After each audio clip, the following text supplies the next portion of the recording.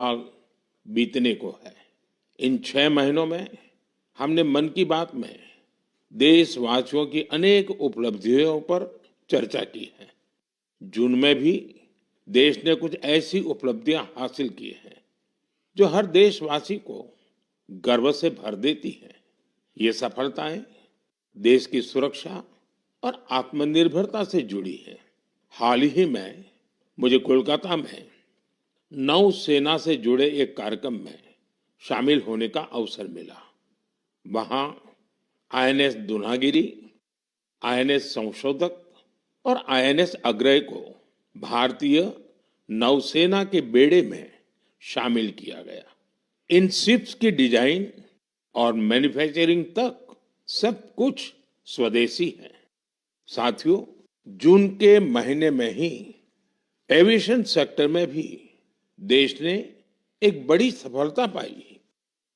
C295 यह विमान made in India है और C295 विमान ने अपनी पहली उड़ान पूरी की है और ऐसे 40 विमान भारत में ही बनाए जा रहे हैं।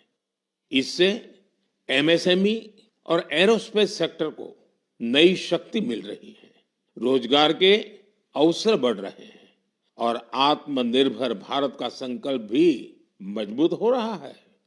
इसी महीने डीआरडीओ ने स्वदेशी long range land attack cruise missile का भी सफल परीक्षण किया है।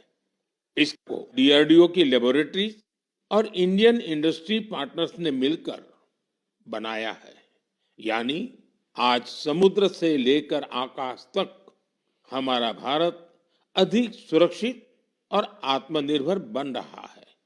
साथियों, जून में एक और आयोजन हुआ जिसमें पूरी दुनिया भारत के प्रयासों से जुड़ी और ये कार्यक्रम था अंतर्राष्ट्रीय योग दिवस। इस बार दुनिया के 2500 से अधिक स्थानों पर योग के अनेक विविध कार्यक्रम हुए। हमारे देश में करोड़ों लोगों ने स्थान स्थान पर योग कार्यक्रमों में हिस्सा लिया। इस महीने अहमदाबाद में आयोजित विश्व योगासन चैंपियनशिप की भी बड़ी चर्चा हुई। इसमें भारत ने कुल 114 पदक जीते। इनमें 102 गोल्ड मेडल भी शामिल है। भारत इस चैंपियनशिप की पदक तालिका में पहले स्थान पर रहा। मैं सभी विजेता खिलाड़ियों को बहुत बहुत बधाई देता हूं। साथियों, किसी भी राष्ट्र की आत्मा उसके लोग होते हैं और जब उस देश के लोग कोई संकल्प लेते हैं तो कोई भी शक्ति उन्हें अपने लक्ष्य से डिगा नहीं पाती।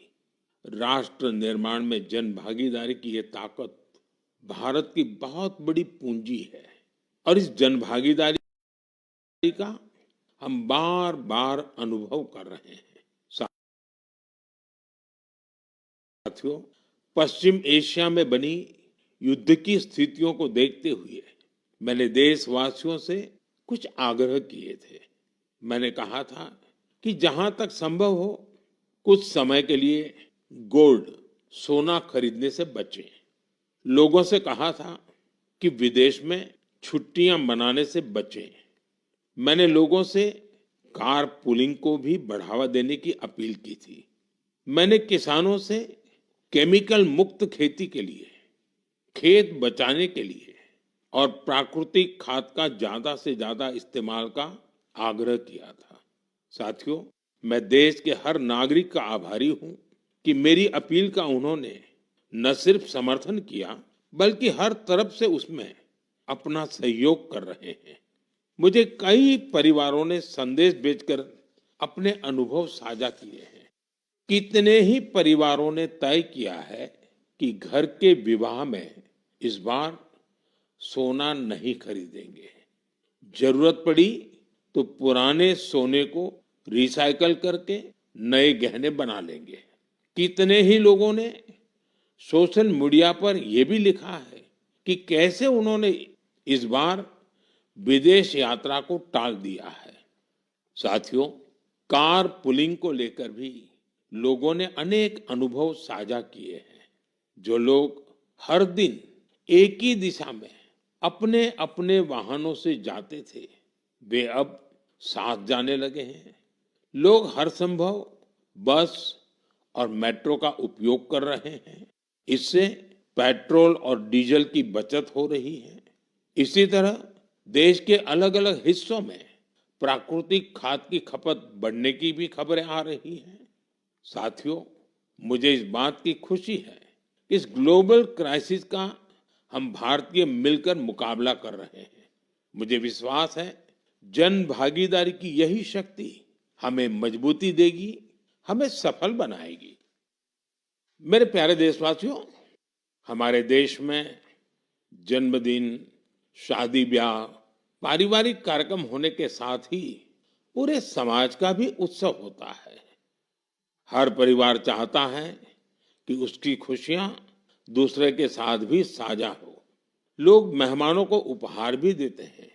साथियों, महाराष्ट्र के नांदेड़ में एक परिवार ने अपनी खुशियां बांटने के लिए ऐसा काम किया है जो चर्चा का विषय बन गया है। यहाँ नांदेड़ के बहादुरपुरा गांव में पेटकर परिवार रहता है। इस परिवार ने सोचा कि अगर खुशी बांटनी ही है तो ऐसी चीज दी जाए जो मुश्किल समय में किसी परिवार का सहारा बने। अपने घर में विवाह के अवसर पर इस परिवार ने गांव के लगभग 3,500 लोगों के लिए दुर्घटना बीमा की व्यवस्था की। हर व्यक्ति को 1 लाख रुपए का बीमा कवर दिया गया। इस पहल के पीछे की भावना बहुत स्पर्श करने वाली है। परिवार ने देखा था कि दुर्घटना के बाद परिवारों को आर्थिक कठिनाइयों का सामना करना पड़ता है। ऐसे समय में एक छोटी सी सहायता भी बहुत बड़ा संबल बन जाती है। साथियों, सरकार देश के करोड़ों परिवारों तक सुरक्षा का कवच पहुंचा रही है। प्रधानमंत्री सुरक्षा बीमा योजना के तहत केवल 20 रुपए के सालाना प्रीमियम, यानी केवल 1 साल के 20 रुपये का प्रीमियम, उस पर 2 लाख रुपए तक का दुर्घटना बीमा मिलता है। अब तक इस योजना से 58 करोड़ से अधिक लोग जुड़ चुके हैं। इनमें करीब 28 करोड़ हमारी माताएं, बहनें, बेटियां हैं, महिलाएं हैं। इस योजना से पीड़ित परिवारों को अब तक जो हिसाब मिला है, 3,700 करोड़ रुपए से अधिक की सहायता मिल चुकी है।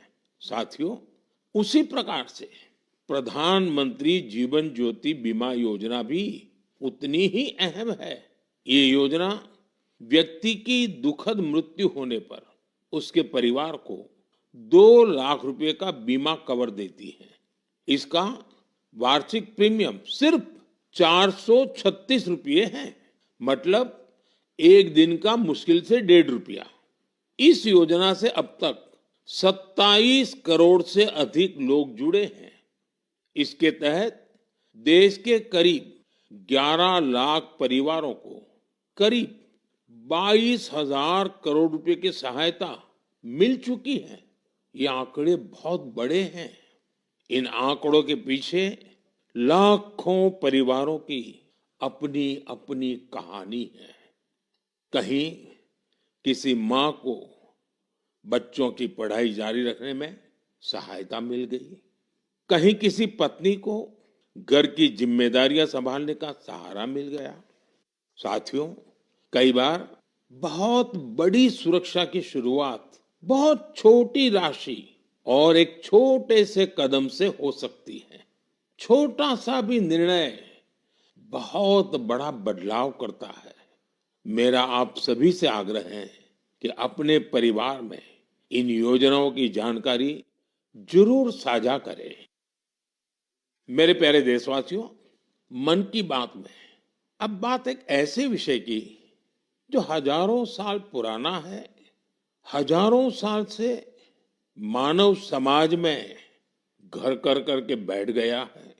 ये विषय है अंधविश्वास का। अंधविश्वास कई बार केवल एक गलत धारणा नहीं होता, वो डर पैदा करता है। और जब डर मन पर हावी हो जाता है तो इंसान सच को देखना ही बंद कर देता है। अंधविश्वास में डूबे लोग फिर बिना तर्क के, बिना सत्य जाने ऐसे फैसले लेने लगते हैं जिनका बड़ा नुकसान होता है। वहीं समाज में ऐसे लोग भी होते हैं जो विज्ञान, अनुभव और तर्क के आधार पर उन धारणाओं को चुनौती देते हैं। अंधविश्वास से विश्वास तक की ये यात्रा आसान नहीं होती। और आज मैं ऐसी ही एक सफल यात्रा के बारे में आपको जरूर बताना चाहता हूं। साथियों, असम में एक पक्षी पाया जाता है। उस पक्षी का नाम है हरगिला। हरगिला एक दुर्लभ पक्षी है। ये प्रकृति को स्वच्छ रखने में अहम भूमिका निभाता है, लेकिन असम के कुछ इलाकों में लंबे समय तक इसे अशुभ माना जाता था। लोग इसे अपने आसपास देखना पसंद नहीं करते थे। कई बार उन पेड़ों को भी काट दिया जाता था जिन पर हर गिला के घोंसले बने होते थे। सोचिए, एक ऐसा पक्षी जो पर्यावरण की सफाई में मदद करता है, वही हर गिला लोगों के डर का शिकार बन गया था। इसी दौरान जीव वैज्ञानिक पूर्णिमा देवी बर्मन ने ये सब देखा। उन्होंने लोगों के मन में बैठी गलत धारणा को बदलने का संकल्प लिया। उन्होंने महिलाओं से बात की, उन्होंने लोगों को विज्ञान के आधार पर समझाया। धीरे धीरे महिलाएं इस अभियान से जुड़ने लगी। फिर एक बड़ा बदलाव शुरू हुआ। जिस पक्षी को कभी अशुभ मानकर भगाया जाता था, वही गांवों की पहचान बनने लगा। हजारों ग्रामीण महिलाएं हरगिला को बचाने के लिए आगे आई। आज उन्हें हरगिला आर्मी के नाम से जाना जाता है। इन महिलाओं ने समाज के साथ संघर्ष भी किया, समाज को समझाने के लिए दिन रात काम किया और अंधविश्वास को पीछे छोड़ करके रहे। उन्होंने दिखाया है, जब सही जानकारी पहुंचाई जाती है तो वर्षों पुरानी सोच भी बदल सकती है। साथियों, मैं अक्सर कहता हूं, जो खेलता है वो खिलता है। आज देश में ऐसे युवाओं की संख्या बहुत तेजी से बढ़ रही है, जो खेल भी रहे हैं और खिल भी रहे हैं। पहले की तुलना में अब कहीं अधिक युवा खेलों को कैरियर के रूप में अपना रहे हैं। मुझे नागालैंड के दो ऐसे प्रयासों के बारे में जानकारी मिली है जो बहुत दिलचस्प है। पहला प्रयास है नागालैंड बेबी लीग।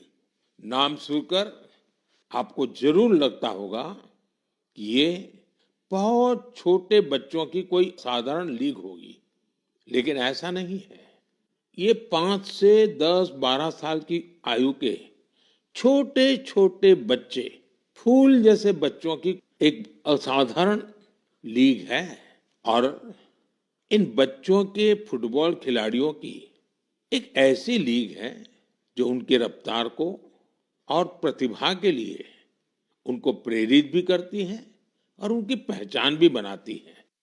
इसकी शुरुआत नागालैंड के अधिक से अधिक बच्चों को फुटबॉल से जोड़ने के लिए हुई थी। 5 से 12 वर्ष तक के लड़के और लड़कियां इसमें हिस्सा ले सकते हैं। ये लीग अब अपने 3 वर्ष पूरे कर चुकी है। इस लीग का बच्चों के मन पर बहुत अच्छा प्रभाव पड़ा है। साथियों, नागालैंड में एक और अच्छा प्रयास हो रहा है। इसका नाम है नागालैंड विमेन फुटसल लीग। हो सकता है आपके लिए ये फुटसल एक नया नाम होगा। मैं आपको बताता हूं, फुटसल को इंडोर फुटबॉल भी कहा जाता है। इसमें एक टीम में केवल 5 खिलाड़ी होते हैं। खेल का मैदान भी फुटबॉल के मैदान से बहुत छोटा होता है। इस कारण खिलाड़ियों को तेज फैसले लेने होते हैं। उन्हें अपनी टेक्निक और स्किल का बेहतर इस्तेमाल करना पड़ता है। नागालैंड की विमेन फुटसल लीग हमारी बेटियों को अपनी प्रतिभा दिखाने का अच्छा अवसर दे रही है। मैं ऐसी पहलों के लिए नागालैंड के लोगों की सराहना करता हूं। ऐसे प्रयास देश के दूसरे हिस्सों को भी प्रेरणा देते हैं। साथियों, ये टेक्नोलॉजी का युग है। हर दिन नई रिसर्च हो रही है, नए नए एआई इनोवेशन सामने आ रहे हैं। इस दौर में एक सवाल बहुत महत्वपूर्ण है, लोगों की क्रिएटिविटी को कैसे बचाए रखा जाए। नई टेक्नोलॉजी के साथ आगे बढ़ते हुए हम अपनी जड़ों से कैसे जुड़े रहें, इन सवालों का समाधान खोजा है नालंदा विश्वविद्यालय ने। हजारों साल पुरानी हमारी नालंदा विश्वविद्यालय अब नए अवतार के रूप में भारत का भाग्य गढ़ रही है। 2 साल पहले मुझे नालंदा विश्वविद्यालय के नए परिसर के लोकार्पण का अवसर मिला था। नालंदा विश्वविद्यालय ने शास्त्रार्थ की हमारी प्राचीन परंपरा को फिर से जीवन किया है। शास्त्रार्थ केवल अपनी बात रखने का माध्यम नहीं है, ये वाद, संवाद और मंथन की एक अनुशासित प्रक्रिया है। इसमें तर्क के साथ, तथ्य के साथ अपनी बात कहना बहुत जरूरी होता है और उसमें आपकी महारत होनी चाहिए। दूसरों के विचारों को धैर्य से सुनने और समझने की सीख भी इस शास्त्रार्थ की प्रक्रिया से मिलती है। मुझे खुशी है कि नालंदा विश्वविद्यालय ने इसे अपने दीक्षांत समारोह का हिस्सा बनाया।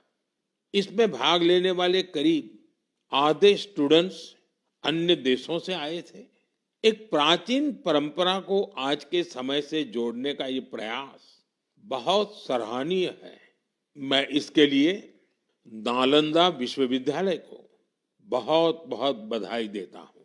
मैं देश के दूसरे विश्वविद्यालयों से भी आग्रह करूंगा कि वे ऐसी पहल पर विचार करें। साथियों, जड़ों से जुड़े रहकर युवाओं को नई टेक्नोलॉजी के लिए तैयार करने का एक और अच्छा प्रयास हो रहा है। दिल्ली में स्थित central Sanskrit university artificial intelligence और डेटा साइंस में बीटेक प्रोग्राम शुरू करने जा रही है। ये आधुनिक टेक्नोलॉजी को भारत के पारंपरिक ज्ञान से जोड़ने की दिशा में एक महत्वपूर्ण कदम है। इससे भारतीय भाषाओं के लिए नए एआई टूल्स तैयार करने में मदद मिलेगी। हमारे प्राचीन ग्रंथों और पांडुलिपियों को डिजिटल रूप में संरक्षित करने के काम को भी नई गति मिलेगी। मैं सेंट्रल संस्कृत यूनिवर्सिटी को इस प्रयास के लिए बहुत बहुत शुभकामनाएं देता हूं। साथियों, आज भारतीय संस्कृति दुनिया के अलग अलग हिस्सों तक पहुंच रही है। हमारे गीत, संगीत और आध्यात्म को दुनिया भर के लोग जान रहे हैं और अपना रहे हैं। भारत से हजारों किलोमीटर दूर कैरिबियन सागर में डोमिनिकन रिपब्लिक नाम का एक देश है। वहां भारतीयों की संख्या करीब 100 है, शायद उससे भी कम होगी। इसके बावजूद भारतीय संस्कृति और अध्यात्म से जुड़ा एक बहुत अच्छा प्रयास वहां हो रहा है। वहां स्पेनिश बोलने वाले कुछ लोगों ने एक टीम बनाई है। इस टीम का नाम है ब्रह्म कमल डोमिनिकाना टीम के सदस्य मिलकर वैदिक साहित्य का अध्ययन करते हैं। वे वैदिक मंत्रों का उच्चारण भी सीख रहे हैं। उन्हें इसकी कोई फॉर्मल ट्रेनिंग नहीं मिली है, लेकिन उन्होंने ऑडियो रिकॉर्डिंग सुनकर वैदिक मंत्रों का सही उच्चारण सीखा है। आज वे कई मंत्रों का बहुत अच्छे से जाप कर लेते हैं। इनमें पुरुष सूक्तम, श्री सूक्तम, श्री रुद्रम, दुर्गा सूक्तम और देवी महात्म्य शामिल है। भारत से इतनी दूर रहकर हमारी परंपराओं को सीखने का उनका ये प्रयास बहुत प्रेरक है। मैं ब्रह्म कमल डोमिनिकाना वहां के सभी सदस्यों को उनके प्रयासों के लिए शुभकामनाएं देता हूं। मैं ऐसे सभी लोगों की हृदय से सराहना करता हूं जो भारतीय संस्कृति को दुनिया भर में लोकप्रिय बनाने के लिए निरंतर प्रयास कर रहे हैं। मेरे प्यारे देशवासियों, मेघालय की पहचान बादलों से है, खूबसूरत नजारों से है। जो मेघालय जाता है उसे वहां के लोगों का अपनापन भी लंबे समय तक याद रहता है। लेकिन मेघालय की एक और विशेषता है जिसकी मैं आज मन की बात में आपसे चर्चा करना चाहता हूं। ये है मेघालय के रूट ब्रिज। रास्ता वाला रूट नहीं, जड़ों वाला रूट। इन रूट ब्रिजों की कहानी बहुत रोचक है। ये ब्रिज कुछ दिनों या कुछ वर्षों में नहीं बनते। इन्हें तैयार होने में कई दशक लगते हैं। रबर के पेड़ों की जड़ों को धीरे धीरे दिशा दी जाती है। इन जड़ों को जल धाराओं के पार ले जाया जाता है। समय के साथ वही जड़ें एक मजबूत ब्रिज का रूप ले लेती हैं। इन ब्रिजों की एक और विशेषता है, ये जीवित ब्रिज है। समय बीतने के साथ ये और मजबूत हो जाते हैं। इनमें मेघालय के लोगों की सृजनशीलता दिखाई देती है। इनके पीछे वर्षों का धैर्य और प्रकृति के प्रति गहरा सम्मान है। ये ब्रिज बताते हैं कि मनुष्य प्रकृति के साथ मिलकर कितनी अद्भुत चीजें बना सकता है। ये हमारे देश की, इस धरती की धरोहर है। अब भारत ने मेघालय के रूट ब्रिजों को UNESCO world heritage site network में शामिल कराने के लिए आवेदन किया है। साथियों, क्लाइमेट चेंज के कारण इन रूट ब्रिजों के सामने कई चुनौतियां भी आती हैं। ऐसे समय में मेघालय के लोगों ने इस प्राकृतिक धरोहर के संरक्षण की जिम्मेदारी भी बखूबी निभाई है। पहले ये पता लगाना भी आसान नहीं था कि ऐसे ब्रिजों की संख्या कितनी है। स्थानीय लोगों ने खुद इनकी गिनती शुरू की। इसके बाद समुदायों ने इन ब्रिजों की देखभाल की जिम्मेदारी भी संभाली। आज स्थानीय लोग 120 से अधिक रूट ब्रिजों की देखरेख कर रहे हैं। कुछ टीमें हर साल इन पुलों की स्थिति की जांच करती हैं। कुछ लोगों ने आसपास के क्षेत्र को मजबूत बनाने के लिए नर्सरी भी तैयार की है। इस तरह के इनके संरक्षण के लिए एक पूरा इकोसिस्टम तैयार हो गया है। आपने देखा होगा, इस वर्ष हैली वारजी को पद्म अवार्ड से सम्मानित किया गया है। उन्होंने अपने जीवन के 50 से अधिक वर्ष इन रूट ब्रिजों की देखभाल में लगाए हैं। उनका समर्पण हम सभी के लिए प्रेरणादायक है। साथियों, आपने कभी इन रूट ब्रिजों की यात्रा की हो तो उनकी तस्वीरें सोशल मीडिया पर जरूर साझा कीजिए। आपकी तस्वीरें दूसरे लोगों को भी मेघालय की इस अनोखी धरोहर के बारे में जानने के लिए प्रेरित करेगी। मेरे प्यारे देशवासियों, हम सभी चाहते हैं कि हमारा गांव साफ सुथरा हो, हमारा शहर सुंदर दिखे, लेकिन शायद ही कभी रुककर ये सोचा जाता है कि हमारे आसपास जो कचरा जमा होता है, कौन उसे साफ करता है? ज्यादातर लोग तो यही मानकर चलते हैं कि ये किसी और की जिम्मेदारी है और वो ही सफाई करेगा। लेकिन हमारे बीच कुछ ऐसे भी लोग होते हैं जो अपनी सोच से हमें बहुत प्रेरित करते हैं। मुझे मध्य प्रदेश के राजगढ़ जिले के ब्यावरा की कुछ बहनों के बारे में जानने का अवसर मिला। उन्होंने अपने आसपास फैले प्लास्टिक कचरे को हटाने का संकल्प लिया। ये नहीं सोचा कि कोई आकर बदलाव लाएगा। उन्होंने खुद शहर भर से प्लास्टिक कचरा और खाली बोतलें इकट्ठा करना शुरू किया। धीरे धीरे ये प्रयास आगे बढ़ता गया और फिर उस प्लास्टिक को इको ब्रिक्स में बदला जाने लगा। आज इन्हीं इको ब्रिक्स का उपयोग सार्वजनिक स्थानों को सुंदर बनाने में किया जा रहा है। राजगढ़ में पिछले कुछ महीनों में सैकड़ों किलो प्लास्टिक को रिसाइकल करके उनका बेहतर उपयोग किया गया है। यानी जो प्लास्टिक पहले शहर में प्रदूषण फैलाता था, आज वही इन बहनों के प्रयास से शहर की सुंदरता बढ़ाने में योगदान दे रहा है। मैं ब्यावरा की सभी बहनों और इस अभियान से जुड़े साथियों को बधाई देता हूं। मेरे प्यारे देशवासियों, मुझे कई लोगों ने पत्र लिखकर एक खास विषय पर बात करने का सुझाव भेजा है।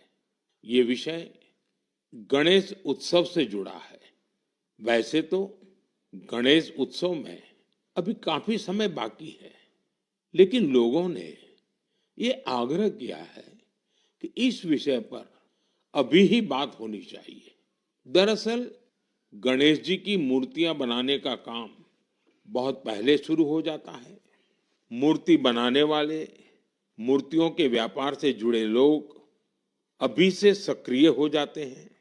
इसलिए मेरा आप सभी से एक आग्रह है, आप प्रयास करें कि आपके घर, सोसाइटी या आसपास की जगहों पर गणपति बप्पा की जो मूर्ति स्थापित हो, वो हमारे देश की मिट्टी से बनी हो, वो हमारे अपने कुम्हारों और स्थानीय कलाकारों के हाथों तैयार हुई हो। जो लोग गणेश जी की मूर्तियां बनाते हैं, उनसे भी मेरा आग्रह है कि वे मिट्टी की मूर्तियों को प्राथमिकता दें और जो लोग मूर्तियां खरीदते हैं, वे भी यह जरूर देखें कि गणपति बप्पा की मूर्ति किससे बनी है और किस देश में तैयार हुई है। प्लास्टर ऑफ पेरिस से बनी मूर्तियां बिल्कुल न खरीदें।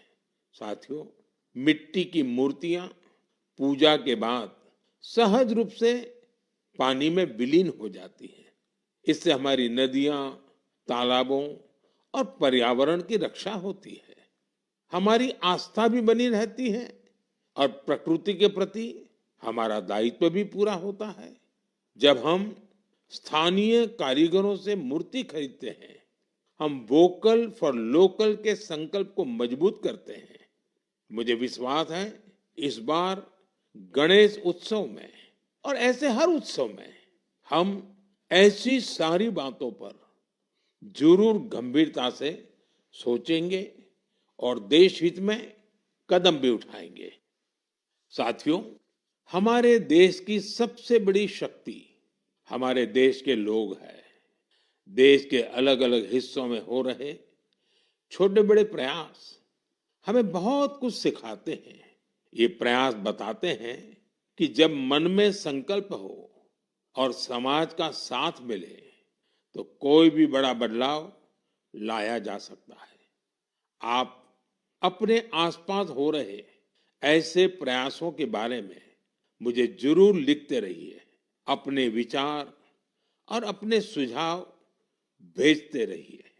हो सकता है आपके आसपास की कोई छोटी सी पहल पूरे देश के लिए प्रेरणा बन जाए। अगले महीने हम फिर मिलेंगे। देशवासियों के कुछ नए प्रयासों की चर्चा करेंगे। तब तक आप अपना और अपने परिवार का ध्यान रखिए। और हाँ, जल संचय तो करना ही करना है। बारिश के पानी की एक एक बूंद को हमें बचाना है। कैच द रेन, ये अभियान जरा भी ढीला नहीं होने देना है। तो मेरा खास आग्रह है, वर्षा का बूंद बूंद पानी हम मिलकर के बचाएं। बहुत बहुत धन्यवाद।